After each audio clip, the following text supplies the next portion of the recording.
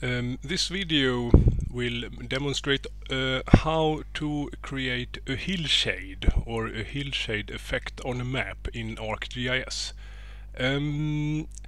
We are going to use map data from area of Åreskutan in Sweden, and this is the dataset in zipped format, so I just unzip it. Like here, we have it in a folder, and we have a grid file, and that is a file that is called elevation.grid, GRID. We also have something called land vegetation cover, and this is a land and vegetation cover raster map from the Swedish cadastral authorities in Sweden. That would in Swedish be marktäckedata. It's a quite a simple map. We are not going to use any fancy analysis or symbology work on the map, so a raster map will be fine in this case. Now, the grid file will not be shown in ArcMap's catalog window.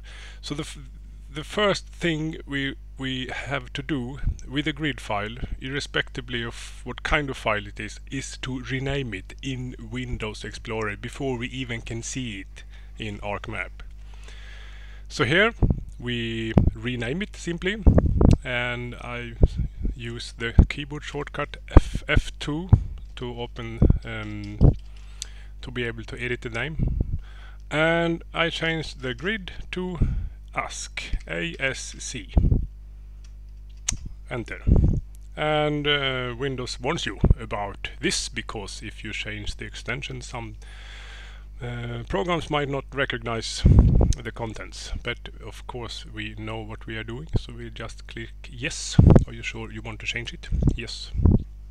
So now we should be okay to go to begin working in ArcMap. And I will now locate the folder with the data in the catalog window. And here we have the elevation raster here that we just renamed from grid to ASC. The extension ASC is something that ArcGIS recognizes as geodata. Well, it could be a good idea here, as we have a TIFF. Nowadays data from the SLU GET services available at SLU will actually produce GeoTIFFs. But could nevertheless, this is some older data. We could then we should right click on the data, check properties, and especially check then the spatial reference section here. And in this case we are okay.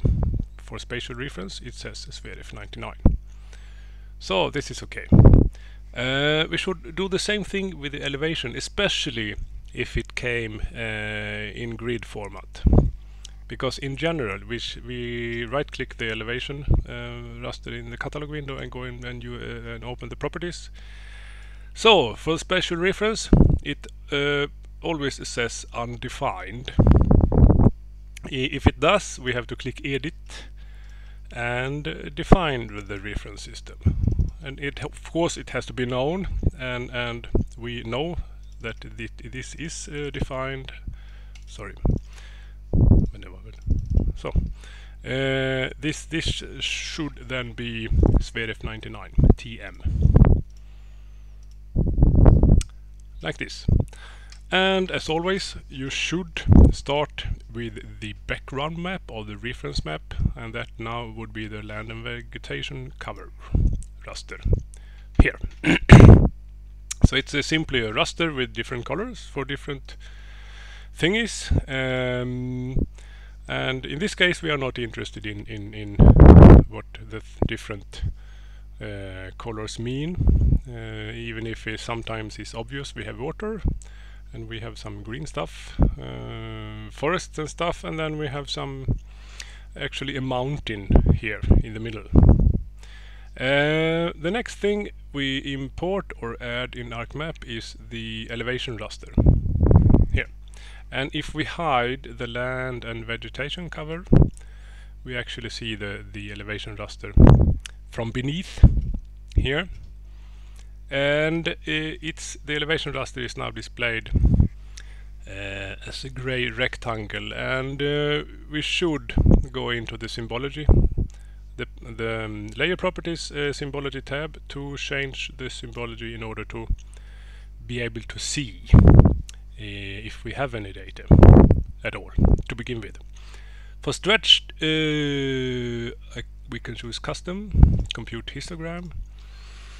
So we can see here we have minimum values. The minimum value is 370 something, and maximum is 1400 something.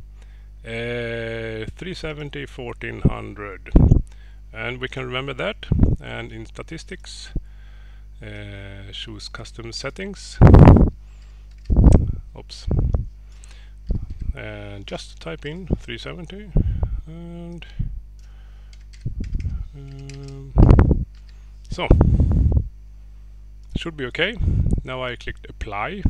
We still have the dialog box available in case we would like to change something, but this is as far as this is, it's okay. We can just click OK. To the elevation raster is now going to be used to create another raster that would be the Hillshade in raster format. So we can open the toolboxes here and go into the system toolboxes. And in the spatial analyst toolset, we have some toolset called Surface here. And inside the Surface toolset, we can find a tool called Hillshade. Double click that one to open it. Wait a few seconds. And for input raster, simply use the elevation raster. And output raster, always click the browse button. See to that it ends up in your workspace and not somewhere else. And in this case, my workspace is a subfolder called Hillshade Åreskutan. We have the data here. And I will simply create a raster called Hillshade Åre, or ARE. Yes. There are a few other things here that has default values. It is the azimuth, and that would be the direction of the virtual sun. And having it 350, you will have the sun in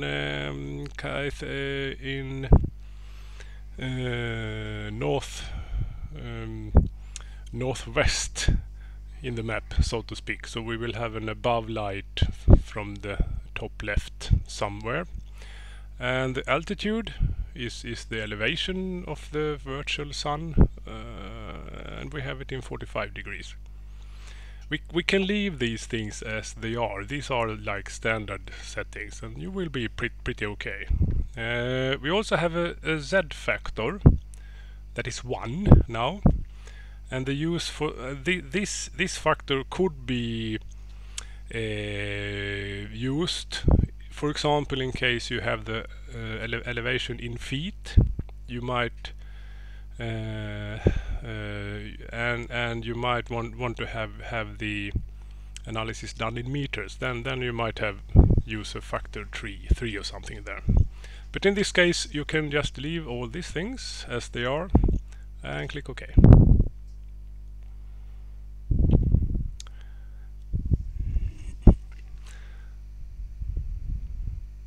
And we wait a few seconds. Now we see the process has started. It says Hillshade in the bottom, and now it's ready. So now we have a new raster in the map called Hillshade. Here, Hillshade Åre. We will put this under the land and vegetation cover raster map, like this.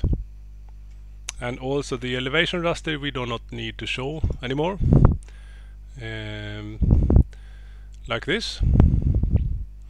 And display the land and vegetation cover. So now both the land and vegetation cover and the hillshade raster are shown, checked like this. And you should have a map looking like this.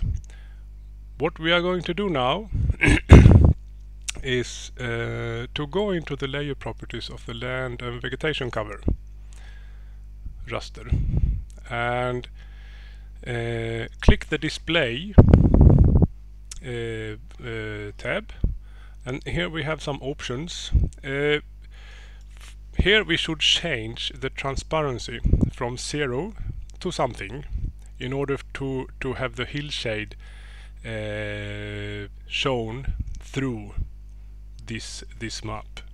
And for example, if we have a transparency of 50%, we can actually see both the land and vegetation map and the hillshade beneath. So, and here you can see that we have a sort of a 3-dimension appearance of the map, and we can see that the mountain here in the center of the map is you have the maximum effect of the hillshade. In this case, I might consider pulling down the transparency a little bit. We go into the proper layer properties of the land and vegetation cover map again and choose 40% transparency instead. Might be a little better, because the transparency settings could be a little bit difficult. You can see, in this case, you can see the hillshade raster from beneath, but in the same time you remove some of the colors. But I think, personally, I think the 40% transparency in this case is pretty okay. So the next step would be to change to layout view here and finishing up the map. As long as you have the map properly zoomed in the data frame, something like this, you can use the zoom tool in the toolbar names with the standard toolbar that has the name tools, and just draw a rectangle, a zoom rectangle around the map, and it will zoom up inside the data frame. So the next thing would be to add the additional things you would like. For example, a north arrow, your names, and a title. Yeah, thank you.